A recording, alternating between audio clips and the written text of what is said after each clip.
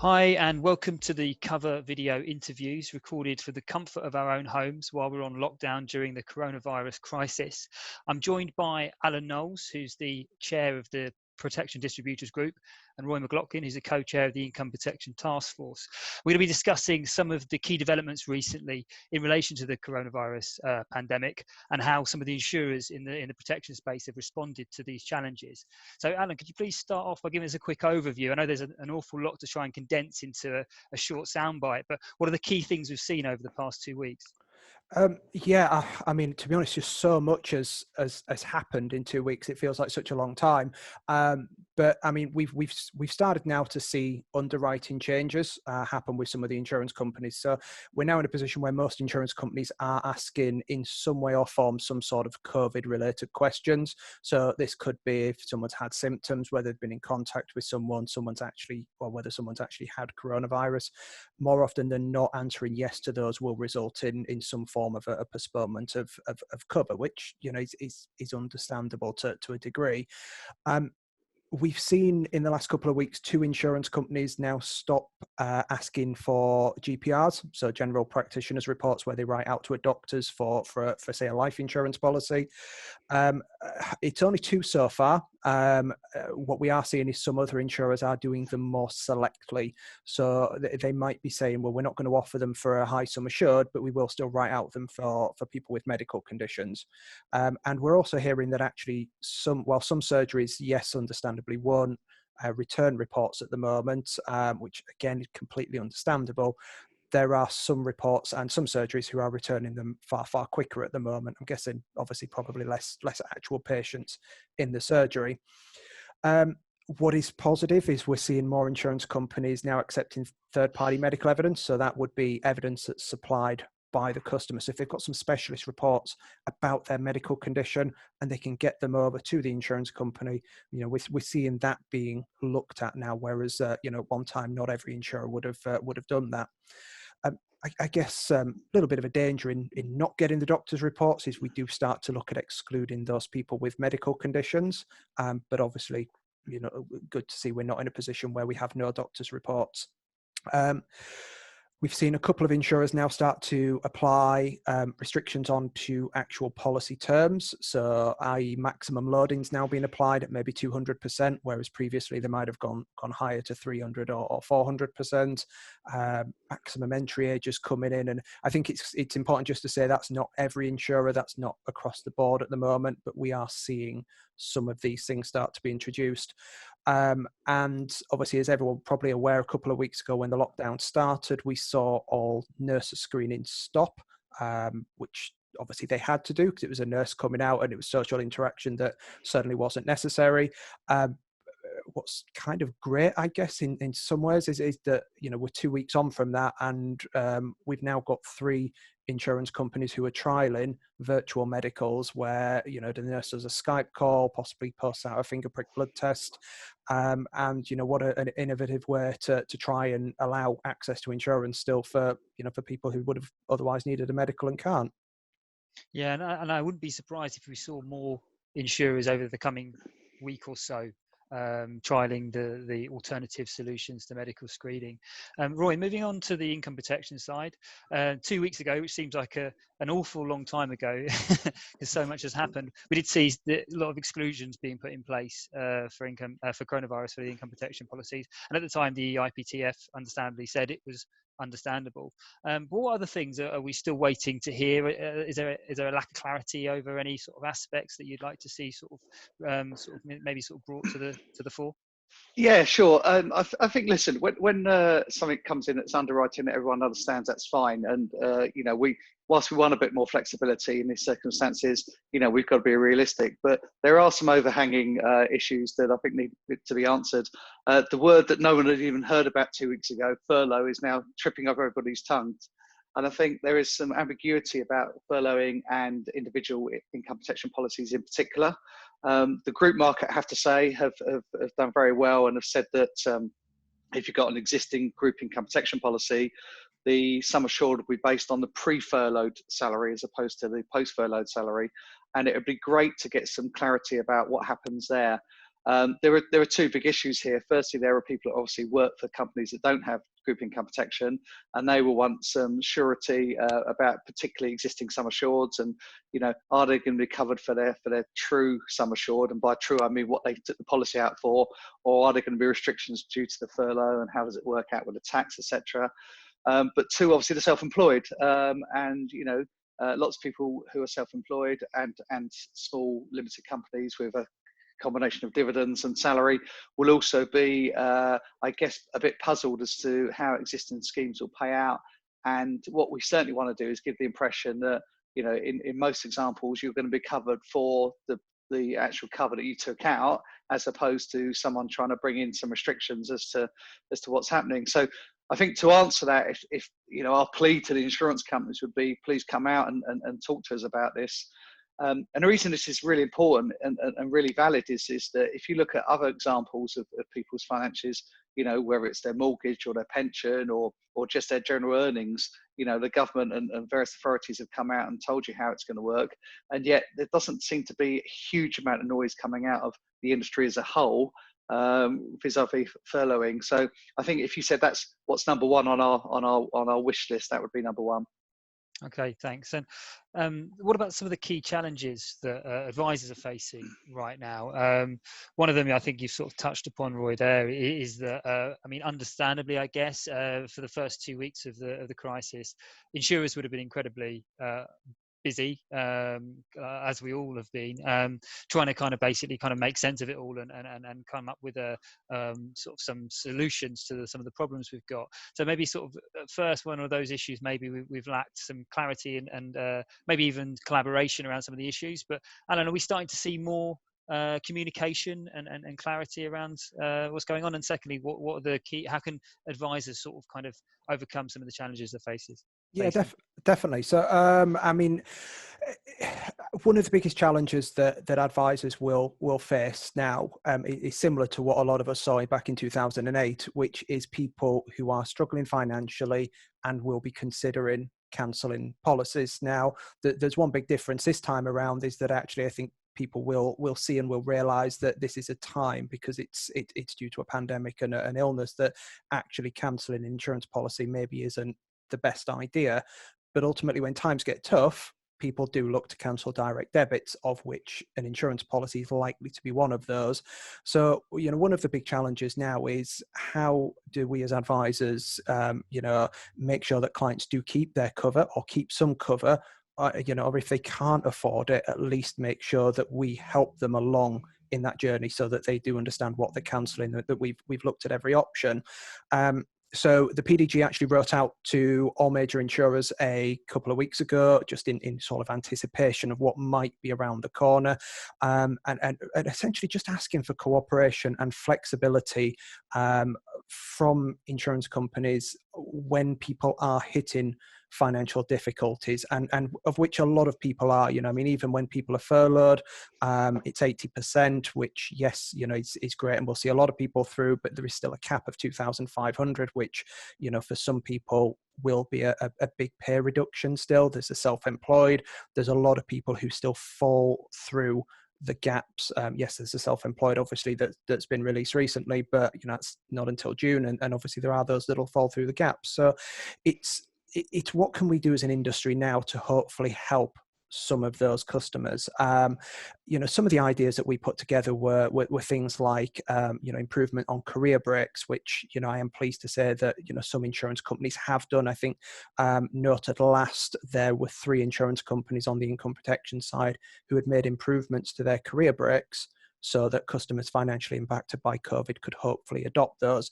Do you know what? It would be great to see something similar in the life insurance market. But also advisors need to take their responsibility in this as well, because it's not all up to insurers as well. So we need to make sure that we are contacting our customers, that we're helping them, that we're pointing out the benefits, that we're making sure that they're aware of the options. So, can they remove features of the policy? Can they reduce the benefit, for example, with the insurance company? It's things like that we as advisors need to obviously ask and to consider.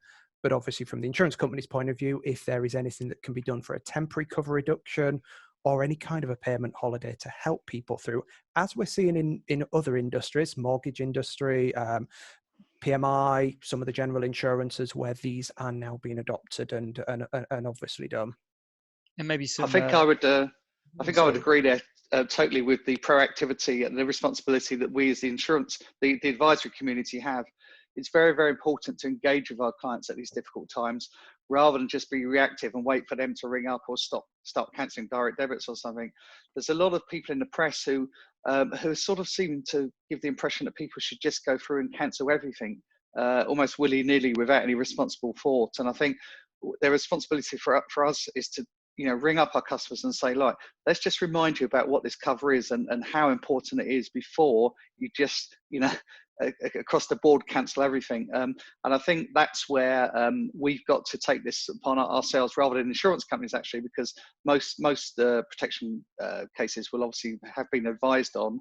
And even if you have that conversation, as Alan alludes to, where perhaps the contribution is going to come down and they might halve the contribution, so they halve their sum assured, that's better than completely stopping. And that's absolutely one of the lessons we learned from 2008.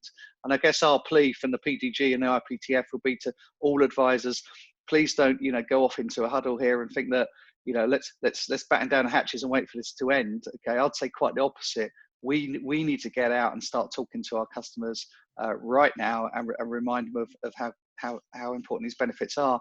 And if you want a good example of that, Adam, something you reported on last week was Tracy Clark, who was one of the 7 families who people might remember, who actually had an income protection policy all those years ago and cancelled it because she'd forgotten, or advisor had forgotten to remind her how important it was. And as she quite pointedly and quite scaringly tells, if only she'd kept that on, she wouldn't have had half the issues that she had to face financially. So, I guess it's a plea to the advisory community. Please think about your books. This is a time when people will value you. Yeah. Okay. Yeah, it's very true. And what are some of the common queries that you're getting, Roy, when you're facing clients? Are you getting many people sort of asking certain questions, and how are you sort of combating them? Yeah, I mean, I think, as we've all alluded to, if you look at everything else in somebody's life, okay, they're hitting financial issues, okay, and the mortgage promise was a good issue. There are certain areas around pensions that are happening. People are naturally coming to us and saying, right, what's the flexibility that the insurance company are providing? On the PMI, our PMI cousins, I'm hearing, there's huge flexibility about policies, and in fact, some of the PMI providers are actually offering to rebate money if you don't use the PMI services, because of course you can't get into private hospitals. Little things like that, little PR stories like that, go a very long way. And I think the biggest question is, look, I'm down on my luck a bit. I've been furloughed, or I've even lost my job, or I've had to take a pay cut, or whatever the situation is. How can you help? How can an insurance company help? It's quite an easy question if you think about it. It's just important that we have everything in able to answer it. Yeah. On the positive side of that, there's also the fact that there are people that are seeing an increased value of protection at the moment, because these times do make us examine our own mortality. And I think the need for protection and the desire for protection is probably arguably more than it has been for a while. And I think the flexibility of underwriting and knowing what those answers are and knowing what the limits are that you can solidly underwrite are really, really important as well, which is why news such as this morning with more flexibility about nurses being able to do medicals online is very, very welcome by the advisory community. Thanks, Roy. And aside from the virtual screenings which have been brought in, Alan, presumably where there's been questions being added to coronavirus and therefore applications being postponed, the ones who are most likely to be worse hit are those with pre-existing medical conditions. How are you at Cura managing that situation? Because I can imagine there's going to be some of your clients will be finding it quite difficult to get cover. So, I mean, I guess in some ways, Cura is quite lucky, because this is what we are used to finding ways to get clients protection. These are the type of challenges, not quite like this, but these are the challenges that we are faced with. And getting customer evidence is something that it isn't new to us. So we're used to getting clients. We've got secure systems where people can send them those documents electronically, and we can then send them to insurers. So I guess for that side, it's not too bad. We do have some sort of more niche offerings where we can offer temporary policies and things like that to people. But we've had had customers in our pipelines. This has been one of the hard ones for me, is customers who, we maybe agreed a month or 2 months ago, and, they've spent time in the underwriting process, getting doctors' reports, having medicals, or whatever that process has entailed, to then be impacted by a change now, and, being told, well, actually, you were going to have a 300% loading or a 500% loading, and because we're not offering that anymore, you can't have that policy that you applied for us 2 months ago, for example. That's been the hard one. We will find ways to get them a policy, and we will get them through the next 3, 6, 12 months, and then hopefully review them and find something else. But I guess what really worries me is that not everyone has got that experience that we've got, and they will make up parts of every advisor's pipeline. So where do they turn? What do they do? How do they get that cover in place? And for me, I completely understand and respect what insurers need and have to do. But I do think applying retrospectively to pipelines has been a difficult one, and that's been a difficult one for advisors and for customers as well. What tips do you have for advisors that might be facing those barriers? What sort of things can they do to ensure that their customer, because obviously some insurance is better than no insurance. So what would your sort of top tips be? Yeah, absolutely. So there's a couple of things for me straight away. I mean, one is, we've mentioned this a few times, is getting customer evidence where possible. Obviously, now you've got the virtual medicals in there. Make use of the pre-sales underwriting, I would say, emails more at the moment, because obviously insurers do still are facing challenges sometimes with the telephones at the moment. Buy yourself some time with a client. Don't promise an overnight decision with it, and allow every insurer to give you chance to respond. But one of the other things is, look at lowering that sum assured. If for example, you needed £500,000 worth of cover, and that's going to need a doctor's report.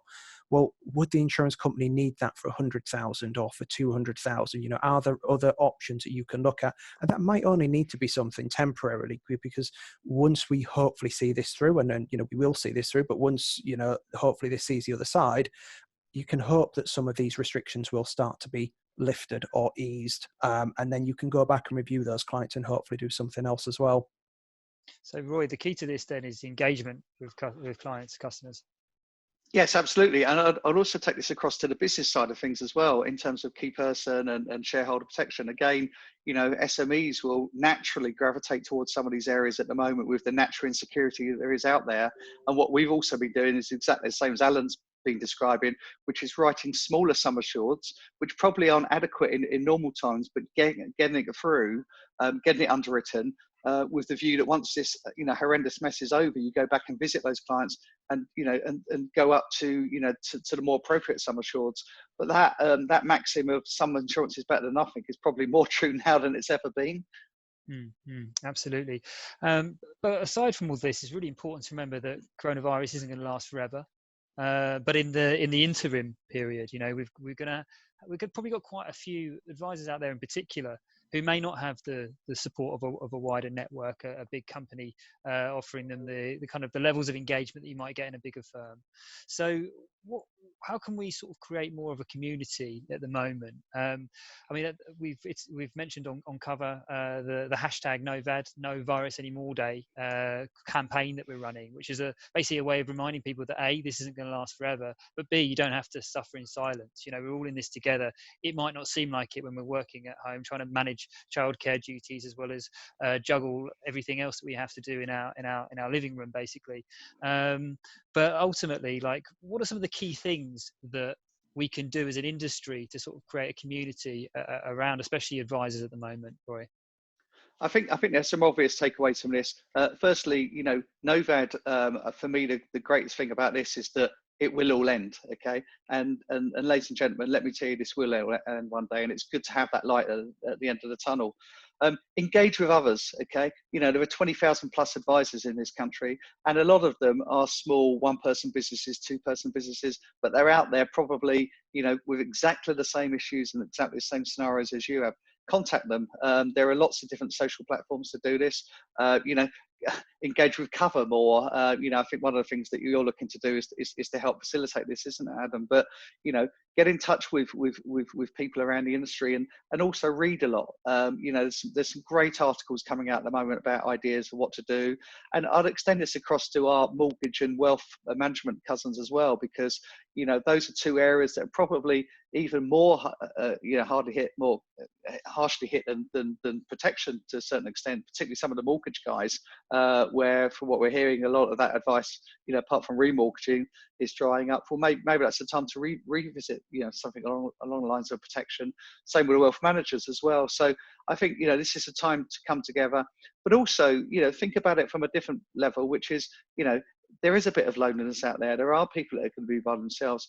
Why not pick up the phone to some of those people you haven't spoke to before in our industry and just see if they're okay? You don't actually have to talk about work. You can just talk to them about life and talk to them about missing football or whatever your penchant is. But I think some of the positives that are coming out of this is that maybe this community is being recreated, which is the way it should be, and it's just good to be there for each other.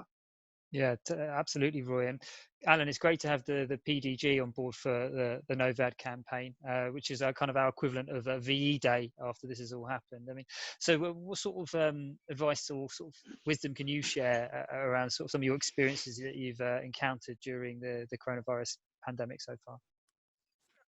I mean, I suppose this is an kind of an easier one to say, not being in everyone else's shoes. But I mean, one for me is try not to panic, because everybody in the country is going through something. This isn't something like 2008 where it's affecting some and not others. To some degree, this is affecting absolutely everybody, and globally too, the whole world. Yeah. Absolutely. And a sad realization came to me a couple of over the last week or two, is that and to a lot of people as well, and especially some in our industry, is that we will all lose some people that we know as a result of this. And if that doesn't sort of drive home how much we need to communicate with each other and what that community needs to feel like, I don't know what else can do. I think for me, more than anything, we have to remember that, we are all, to echo what Roy says, we are all in this together. And that's not even just advisors, it's advisors, that's insurers, that's reinsurers, it's the support and tech companies. We can all pull in separate directions at this moment, and we can see what things look like at the end of this, or we can all come together. We can work together on solutions, work hard for the benefit of our industry and for our customers. And, I think at the end of it, I think it'll be a much better place after NOVAD. Yeah. Well, I think Andrew Wibbly's article really summed it up, didn't it, about how we all need to work together as an industry, Insurance Street during COVID-19. And I think on the whole, though, I mean, while there have been quite a lot of changes, I think on the whole, insurers have responded quite well. Would you agree? Yeah, I think what's really important here is collaboration, as you alluded to earlier. And I think we should all realise that insurers, reinsurers, distributors, manufacturers, industry experts, actually, we're all on the same side, and we have one common goal, which is looking after the needs of the consumer or the customer. And maybe, strange as it is, bad times such as this come along, and it reminds us that we should all be singing off that same proverbial hymn sheet. So I think that, yes, it's not perfect. Yes, there are some frustrations, I'm sure, on both sides of this divide. But actually, if we can all go in with that common purpose and that common desire that, what comes out of this is more people covered, claims paid efficiently and straight away, keep the IFA involved, make sure the IFA still knows about the claim, because we've got a part to play in some of the after sale, and actually we'll come out of this, as a much more unified industry, and that can only be a good thing. Great. Okay. Well, thanks a lot, guys. Thanks for watching at home. I hope you've got something out of the conversation. I really appreciate your time, gents, Roy and Alan. So yeah, take care. Remember, #NoVAD is not going to last forever, and keep watching Cover for all of your updates. Thank you very much.